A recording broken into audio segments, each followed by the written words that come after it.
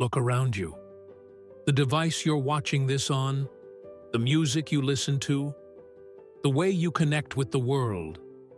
Much of it bears the indelible mark of one man. A man who didn't just build computers, but sculpted culture. A rebel, a visionary, a perfectionist, a paradox. This is the story of Steve Jobs, not just the CEO of Apple, but the architect of our digital lives. And his journey was anything but ordinary. Born in San Francisco in 1955, adopted by Paul and Clara Jobs, Steve grew up in the Santa Clara Valley, a place soon to be christened Silicon Valley. His father, a machinist, instilled in him a love for craftsmanship and electronics, often taking them apart and putting them back together in their garage.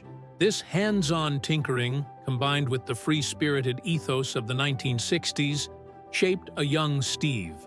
He was bright, intense, and deeply curious, but often clashed with traditional education. His time at Reed College, though brief, was pivotal. He dropped out, but audited calligraphy classes, a seemingly random choice that would later inspire the beautiful typography of the Macintosh. This was Steve Jobs, connecting seemingly unrelated dots, driven by an almost spiritual pursuit of aesthetics and user experience. He embraced Eastern philosophy, experimented with psychedelics, all part of a quest for deeper understanding, a rebellion against the mundane. The year is 1976. In a garage in Los Altos, California, two Steves, Steve Jobs and Steve Wozniak, were about to ignite a revolution. Wozniak, the engineering genius, built the Apple I. Jobs, the marketing visionary, saw its potential. They sold their most prized possessions, Jobs his VW van, Wozniak his scientific calculator, to fund their dream. The Apple II followed, becoming one of the first truly successful mass-produced personal computers, launching Apple into the mainstream. Jobs understood something profound. Technology wasn't just for hobbyists or engineers, it was for everyone. He championed user-friendly design, intuitive interfaces, and the idea of a computer as a tool for empowerment, not just calculation. But the path wasn't smooth. Early successes brought rapid growth, but also internal struggles. Jobs' demanding, often abrasive personality began to show. He pushed his teams relentlessly, obsessed over details, and could be unforgiving of perceived mediocrity. This duality, brilliant vision paired with a challenging demeanor, would define much of his career. The early 1980s brought the Macintosh, a machine that forever changed personal computing. Jobs famously visited Xerox PARC, witnessing groundbreaking graphical user interfaces and the mouse. He returned with a fervent belief that this was the future. The Mac was to be a computer for the rest of us, with its friendly interface and elegant design. The 1984 Super Bowl commercial, directed by Ridley Scott, was a masterpiece of marketing, cementing Apple's image as the rebel, the challenger.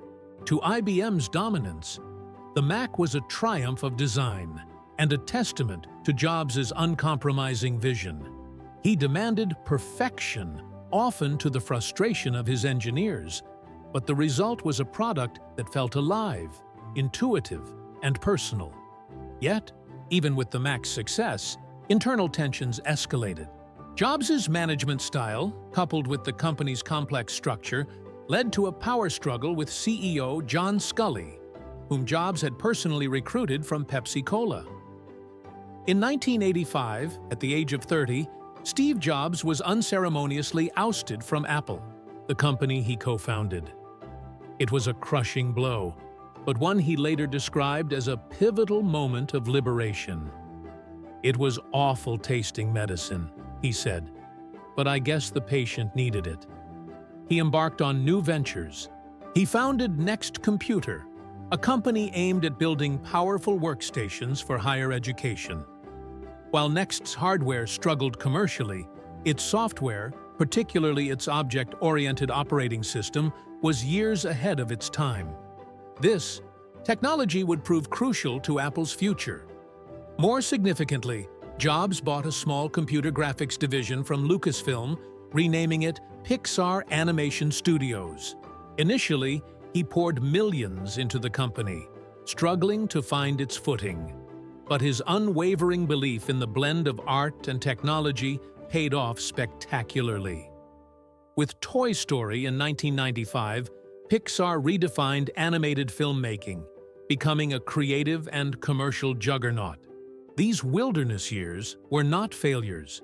They were a crucible, refining Jobs' leadership, teaching him patience, and broadening his understanding of creative enterprise. By 1996, Apple was in dire straits, bleeding money and adrift without clear direction. In a desperate move, Apple acquired Next, bringing Steve Jobs back into the fold as an advisor. It wasn't long before he seized the interim CEO position, a role he would hold for the rest of his life. His return marked a dramatic turnaround. He streamlined Apple's product line, cutting unprofitable ventures, and reignited the company's focus on design and innovation. The Think Different advertising campaign wasn't just a slogan. It was a rallying cry, reminding the world of Apple's Taituusai core identity. Then came the iMac in 1998, a vibrant, translucent, all-in-one computer that shattered the beige box monotony of the PC world. It was a statement. Apple was back, and it was going to be beautiful. This marked the beginning of Apple's unprecedented resurgence. The 21st century saw Steve Jobs unleash a torrent of game-changing products. In 2001, the iPod revolutionized how we consume music, putting 1,000 songs in your pocket. It wasn't just a device. It was an ecosystem, seamlessly integrated with iTunes, anticipating the digital content landscape. But it was the iPhone, introduced in 2007, that truly cemented his legacy. He called it 3 revolutionary products in one: a phone, a widescreen, iPod, and an internet communication device. The iPhone didn't just innovate, it defined the smartphone era, setting the standard for user experience, app ecosystems, and touch interfaces. It wasn't just a product, it was a cultural phenomenon. The iPad followed in 2010, forging a new category between smartphones and laptops, further solidifying Apple's dominance in the post-PC world. Jobs' genius lay not just in creating new products, but in foreseeing how they would integrate into our lives, how they would simplify complexity, and how they would empower creativity. He championed the idea of the digital hub, with the Mac at its center, seamlessly connecting all your devices. While his public persona was often one of a captivating showman, behind the curtain, Steve Jobs was a complex, often contradictory figure. He could be inspiring and charismatic, driving his teams to achieve the impossible. But he could also be brutally honest, dismissive, and even cruel. Stories abound of his reality distortion field, a charismatic intensity that could convince others to believe in his vision, even when it seemed impossible. He was a micromanager, obsessed with every detail from the internal circuit board layout to the feel of a product in hand. His famous pursuit of insanely great products pushed both himself and those around him to their limits. Yet, his philosophy extended beyond just products. In his iconic 2005 Stanford commencement speech, he urged graduates to connect the dots, to find what you love, and to stay hungry, stay foolish.